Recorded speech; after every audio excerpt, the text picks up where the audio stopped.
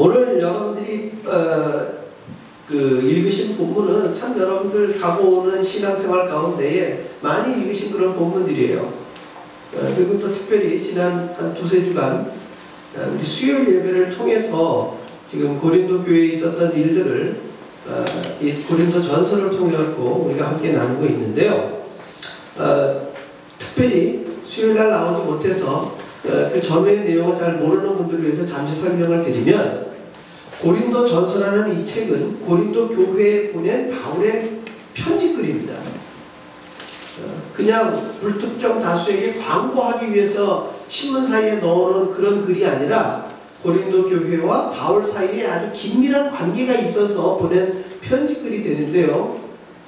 고린도 교회에 문제가 있어서 편지를 보냈습니다. 그 문제는 뭐냐면, 일단 대표적인 게 파벌 형성이 생겼어요. 그래서 그 파벌이 예를 들어 나는 아볼로파다, 나는 베드로파다, 나는 바울파다, 심지어 나는 예수파다 해갖고 파가 나뉘어져 있는 것이 옳지 못하다, 이것을 이야기하기 위해서 또 썼고요. 또 한 가지 문제는 세상적인 문제가 그대로 교회 안에 들어왔습니다. 어떤 소송을 거는 문제라든지 또 이성 간의 어떤 옳지 않은 어떤 가정관계사가 그대로 교회 안에도 그대로 전달이 되어져서 이것이 교회 안에 또 심각한 문제가 생겼어요. 그래서 이러한 문제는 교회 안에 생기면 절대로 안 된다.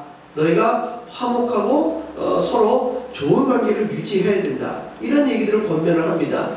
그러면서 이제 후반부에 오게 되면 지난 한 몇 주간 여러분들에게 말씀드린 내용처럼 성령의 은사를 통해서 문제가 생긴 게 있어요. 그 문제라는 것은 어떤 잘못된 문제가 아니라 신앙생활을 열심히 하다 보니까 성령의 은사가 각자에게 따로따로 임했어요. 그러다 보니까 내가 키가 크냐 네가 키가 크냐 하면서 성령의 은사 받은 사람들이 서로 비교하면서 그게 분쟁의 어떤 원인이 되었습니다. 그래서 바울이 은사를 주시는 성령 하나님은 한 분이신데 은사는 서로 다른 거다. 다른 것은 잘못된 게 아니다. 그러니까 서로 비교하면 안 되고 서로 누구 것이 옳다 그러다 이야기하는 것은 정확하지 않다. 이제 이러한 이야기를 하는 가운데에 오늘 12장 끝머리와 13장의 내용을 여러분들에게 좀 전달하는 겁니다. 특별히 성령의 은사에 대해서 관심이 많아요. 지금 누가? 이 고린도 교회 교인들이. 그러다 보니까 12장 31절에 뭐라고 지금 첫 마디가 나왔습니까? 너희는 더욱 큰 은사를 사모하라는 거예요. 그럼 바울이 너희는 더욱 큰 은사를 사모하라 그러면 귀에 어떤 말이 제일 잘 들리겠어요? 큰 은사. 야, 도대체 어떤 게 제일 큰 은사인가? 이것만 갖고 있으면 내가 우리 교회 안에서 최고가 되리라, 이 생각을 할 거라는 것을 예상을 하고 바울은 큰 은사를 사모하라고 이야기를 합니다. 그러면서 덧붙여 또 뭐라고 얘기합니까?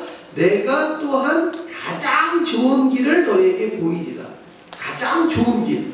그래서 오늘 말씀의 제목도 뭐예요? 가장 좋은 길. 신앙생활을 하고 교회 안에서 가장 좋은 길이 무엇인지를 바울은 누구에게 이야기하고 싶어 하느냐? 고린도 교회 교인들에게 이야기하고 싶었어요. 그런데 그 가장 좋은 길이 고린도 교회 교인들에게만 필요한 것이 아니라 궁극적으로 누구에게도, 이 글을 읽고 있는 가고 오는 모든 세대의 성도들에게도 이 글이 필요로 되었기 때문에 하나님은 고린도전서 이 책을 성경 안에 집어넣어서 2000여 년이 지난 오늘날까지도 우리로 읽게 하시고 주님 오시기 전까진 이 성경을 지속적으로 읽게 하신다는 것입니다. 따라서 가장 좋은 길이 과연 무엇일까? 우리가 오늘 말씀을 통해서 한번 살펴보겠습니다. 제가 설교 말씀을 준비하면서 여러 주해라든지 또 이 성경을 설명해 놓은 책들을 제가 참고를 해 봤어요. 근데 한 가지 조금 아쉽게 느껴진 것은 뭐냐면 12장, 13장, 14장 다 이렇게 생선을 토막 치듯이 토막을 쳐가지고 이야기를 해놨어요. 물론 전체를 한꺼번에 이야기하기에는 시간적으로나 또 주제별로 어렵다는 것을 우리가 충분히 이해할 수 있습니다. 그러나 기억하십시오. 이 고린도 전서라는 것은 한 사람이 교인들에게 전한 하나의 편지글이에요. 그러니까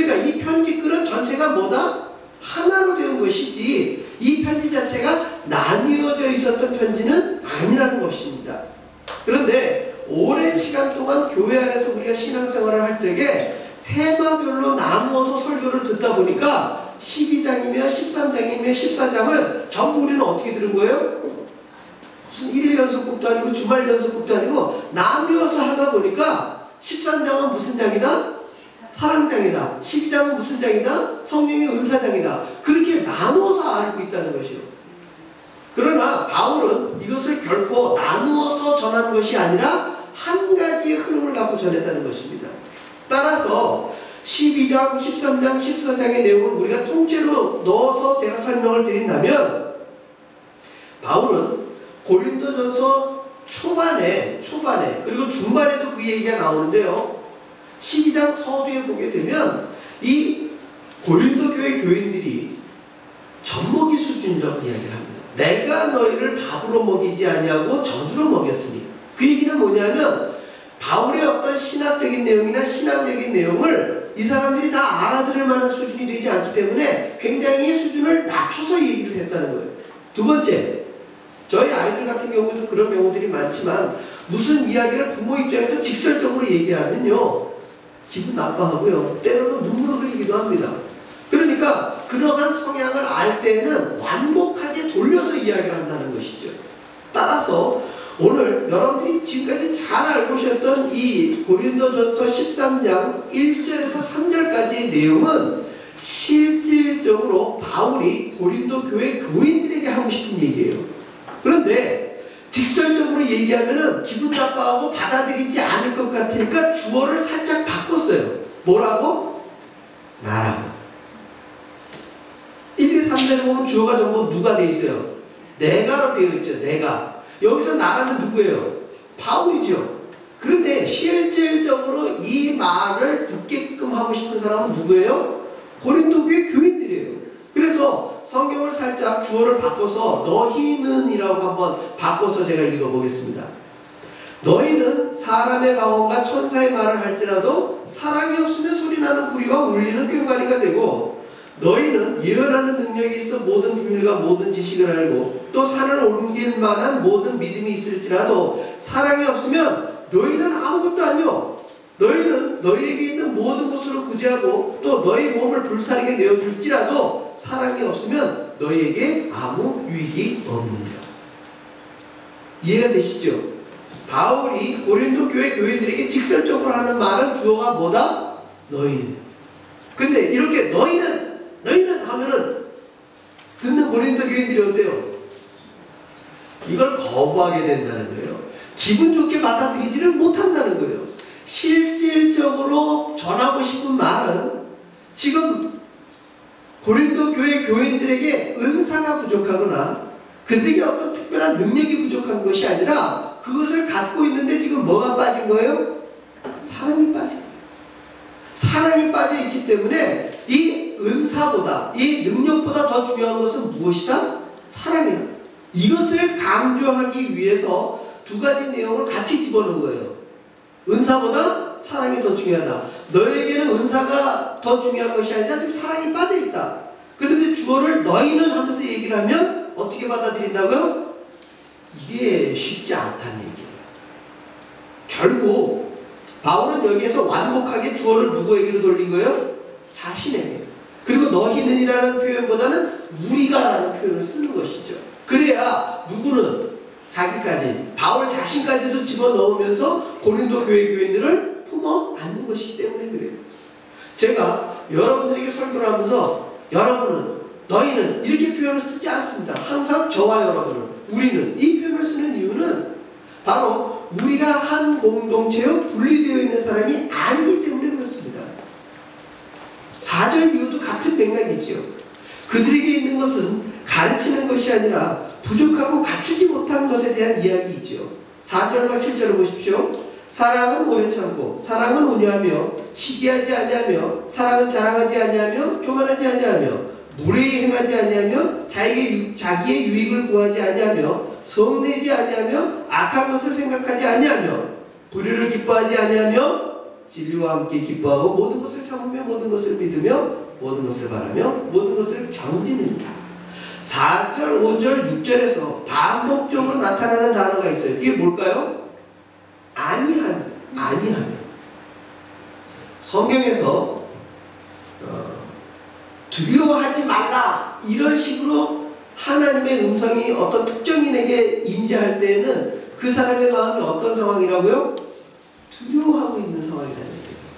평강으로 있고 가만히 있는 사람 앞에 천사가 나타나서 두려워하지 말라 이런 식으로 접근하지 않는다는 것이죠. 같은 의미로 지금 4절, 5절, 6절에 반복적으로 아니하며 이런 식으로 지금 나타나는 단어는 지금 고린도 교회 교인들이 잘하고 있는데 아니하며라는 말로 접근하겠습니까? 그렇지 않다는 것이죠.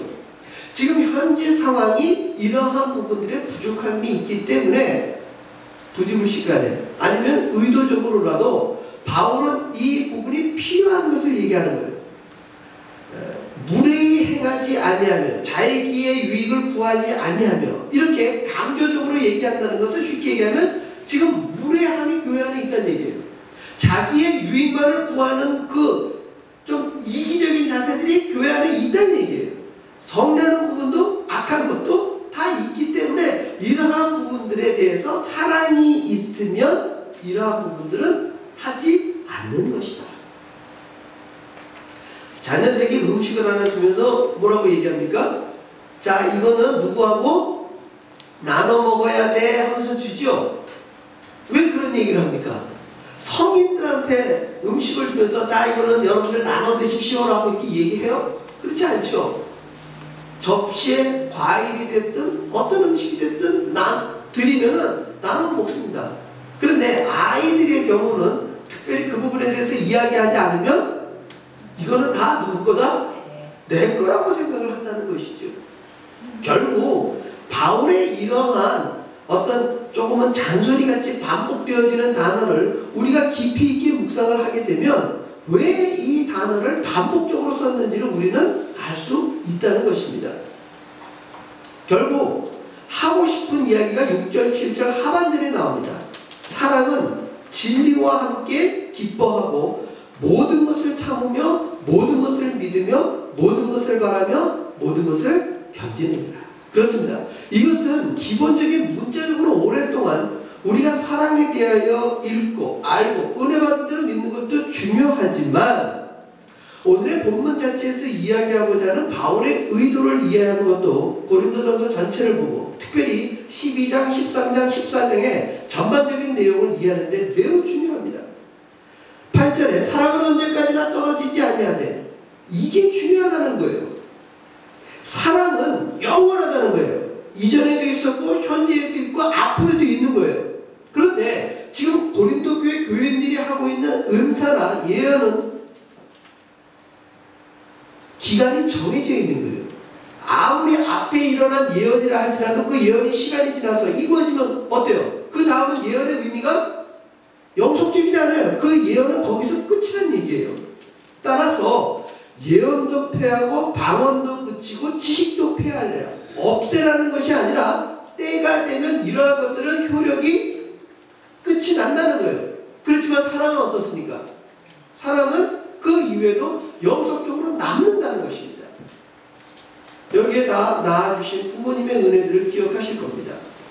지금 부모님과 함께 사시는 분도 있지만 그렇지 않은 분도 있어요. 그것이 지리적으로나 혹은 돌아가셨기 때문에 함께하지 못할 때에 우리는 영화에서도 보고 드라마에서도 보고 우리의 실질적인 삶 속에서도 그렇지만 떨어지게 되면 뭐라고 얘기해요? 우리가 비록 몸은 떨어지지만 서로 사랑하는 것은 더 많이 기억에 남을 거야. 사랑은 가슴에 남을 거야. 우리 이런 얘기들 많이 하잖아요.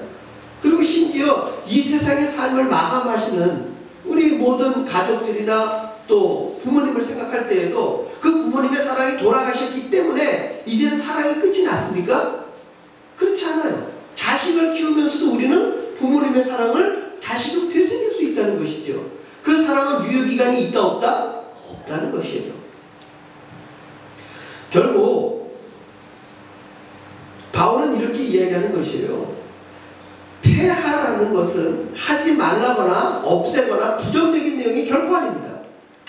그것들은 다 유효기간이 있지만 정식적으로 그것에 기초적인 내용으로 필요로 되는 것은 무엇이다? 사랑만큼은 가슴에 남겨둬야 된다는 것이에요. 이것을 얘기하고 싶기 때문에 다양한 부수적인 내용들이 끊임없이 반복적으로 나오는 거예요. 그런데 우리는 13장을 읽다 보면 자꾸 사랑에 연관된 어떤 온유라든지 오래 참음이라든지 이런 부수적인 내용에 더 집중한다는 것이죠. 노래도 그렇잖아요. 사랑은 언제나 오래 참고 온유하고 자랑하거나 성내지 아니하며. 그러나 가장 핵심적인 것은 사랑 자체. 그래서 제가 십자가의 사랑에서 보여주신 핵심 테마 두 개는 뭐다? 희생과 겸손이다. 결국 사랑에 대한 핵심 테마를 줄여서 들어가게 되어지면 궁극적으로 하나님을 사랑하고 내 이웃을 내 몸과 같이 사랑하라는 이 아주 근원적인 두 계명으로 이 성경에 나와 있는 모든 명령은 줄여지는 것이에요. 결국 바울이 이야기하고 싶은 것도 바로 거기에 있다는 것입니다. 9절에 우리는 부분적으로 알고 부분적으로 예언하니, 아까 제가 말씀드린 그러한 방식으로 우리는 누구겠습니까? 사실은 너희는 하고 얘기하고 싶은 거예요. 근데 너희는 하면 안 되니까 우리는 이라는 표현을 썼다는 것이죠. 그래서 너희는 지금 부분적으로 알고 부분적으로 예언하는 거야. 너희는 온전한 것이 올 때에는 부분적으로 하는 것이 폐하게 되어 있어. 이 얘기를 하고 싶은 거예요. 내가 어렸을 때는, 여기서 나는 누구라고요? 실질적으로 고린도 교회 교인들을 얘기하는 거예요. 어렸을 때는 말하는 것이 어린아이와 같고 깨닫는 것이 어린아이와 같고 생각하는 것이 어린아이와 같다가 그 뒤에 바울의 기대가 나오죠. 장성한 사람이 되어서는 어린아이의 일을 버려놓으라. 지금 너희들 고린도 교회 교인들이요, 이제는 어린아이의 일을 버리고 장성한 사람이 되기를 바라노라. 이것이 핵심적인 이 편지글의 내용이라는 것입니다. 우리가 지금은 거울로 보는 것 같이 힘이 하나, 그때는 얼굴과 얼굴을 대하여 볼 것이요. 지금은 너희가 부분적으로 아나 그때에는 주께서 너희를 아신 것 같이 너희가 온전히 알리라. 깊이 있게 전체의 내용을 묵상하면서 보면은요, 사실 우리가 요절처럼 외우고 있는 13장 13절보다 더 중요한 내용은 그 앞에 나와 있는 거예요. 그 앞에. 믿음, 소망, 사랑 이 세 가지는 항상 있을 것인데 그 중에 제일은 사랑이라, 이것은 어떤 의미에서는 지금 강조하기 위한 강조의 구절일 뿐이지 이미 할 말은 그 앞에 다 나와 있다는 것입니다. 우리가 교회를 섬기고 또 우리 이 땅의 삶을 살아갈 때 사실 우리는 눈에 보이는 것 때문에 비교하고 비교하는 경우도 참 많습니다. 제가 여러 차례 말씀드린 것 중에 비교는 아무리 비교해도 거기에는 만족감이 없어요. 심지어 공부를 해서 1등을 한다 손 치더라도 1등 하는 사람의 가장 불안한 요소는 뭔지 아세요? 2등이 나를 넘어서면 어떡하지요? 그래서 1등이 되거나 가장 최고의 부자가 된다고 할지라도 그것은 항상 불안한 감의 연속선상에 있을 뿐이지 비교 자체가 우리를 영원히 기쁘게 하지는 않는다는 거예요. 우리의 신앙생활도 마찬가지입니다. 여러분들이 많이 들으신 말씀이 있을 거예요. 교회는 하나님 보고 나오는 거지 사람 보고 나오는 거 아니라는 말씀 많이 들었죠? 그 위에 핵심이 뭐겠습니까? 거기 안에 서로 비교하거나 어떤 상대방과의 관계성에서 생겨지는 이런 분쟁이나 마찰 같은 것을 내려놓으라는 거예요. 그거는 교회의 핵심이 아니기 때문에. 성경 말씀의 은혜를 받는 것보다 어떤 성도들 간의 어떤 이야기 때문에 상처받는 것이 실질적으로 더 큰 때가 많아요. 이것이 우리의 신앙생활을 방해하거나 때로는 교회를 나오지 않게 만드는 아주 커다란 이유가 되는 경우도 있다는 거예요. 그러나 바울뿐만 아니라 성경은 그렇게 이야기하지 않습니다. 이것을 모든 것을 넘어서는 게 뭐다? 사랑이라는 거예요. 우리가 하나님을 사랑하는 마음과 우리의 이웃을 사랑하는 마음, 이 마음이 우리 가운데 충만히 있게 되어지면 은사도 예언도 이런 것도 패하게 되는데, 하물며 은사도 아니고 예언도 아닌 다른 사람이 나한테 던진 돌 하나로 인해서 내가 예수 믿는 것을 포기하게 되겠습니까? 그리할 수는 없다는 것이죠. 결국 내가 좋아하는 구절, 유명한 구절만 머릿속에 내 나름대로 해석으로 집어넣고 은혜 받는 경우도 있어요. 그게 나쁘다는 얘기는 아닙니다. 그러나 바울이 이야기한 것처럼 이제는 좀 더 성숙한 모습으로 우리가 지금은 거울로 보는 것 같이 희미하나 그때는 얼굴과 얼굴을 대하여 볼 것이요 지금은 내가 부분적으로 아나 그때는 주께서 나를 아신 것 같이 내가 온전히 알리라. 성경 말씀을 띄엄띄엄 아는 것이 아니라 전체적으로 이야기하고자 하는 핵심이 무엇인가를 우리가 전체적으로 아는 것이 중요합니다. 사랑 하나만 뭉뚱그려서 감성적으로 아는 것이 아니라 그 사랑이 교회 안에서 실질적으로 어떻게 사용되어지고 나는 그 사랑을 어떻게 이해해서 예수를 믿을 것인가에 대해서 구체적인 결단이 필요로 된다는 것이죠. 이 사순절 기간 동안 우리가 성경을 읽고 묵상하면서 예수 그리스도의 생애와 고난 그리고 구원에 이르는 길을 정말 조용히 따라가는 시간들이 우리에게 필요로 됩니다. 사랑은 오래 참고 온유한 것이기에 주어진 이 사순절 기간 동안만큼이라도 우리의 모습을 다듬기를 소망합니다. 섬김의 모습이 필요하다면 조금 더 지금까지 했던 걸 똑같이 하는 것보다는 조금 더 나은 모습으로 여러분들이 지금까지 성경을 읽는 패턴이 있었다면 조금 더 깊이 있게 묵상하는 것으로 여러분들이 지금까지 기도하는 여러분들의 각자의 모습이 있었다면 지금 모습보다는 조금 더 나은 모습으로 우리가 준비하고 열심을 낼 때에 그만큼 하나님이 주시는 은혜는 더욱 크게 다가온다는 것입니다. 아이들이 먹는 음식물로 인해서 자라가는 것이 눈에 보이지 않습니까? 그런 것처럼 저와 여러분이 영적인 노력을 통해서 훈련을 통해서 노력을 통해서 우리에게 쌓여지는 것이 육체적으로는 보이지 않을 수도 있어요. 그러나 하나님께서 주시는 그 공급을 통해서 우리의 영적인 자는 분명히 어떻게 됩니까? 변화되어지고 이것을 성화라고 이야기하고 이것은 신앙인 모두에게는 꼭 필요한 조건이라는 것입니다. 바라보기는 우리 사순절 기간뿐만 아니라 여러분에게 주어진 이 인생길 속에서 바울이 원하는 것 이상 그리스도의 장성한 분량에 이르는 저와 여러분의 삶이 이 사랑이라는 든든한 기초 위에 세워지시기를 주의 이름으로 축복합니다. 기도하겠습니다.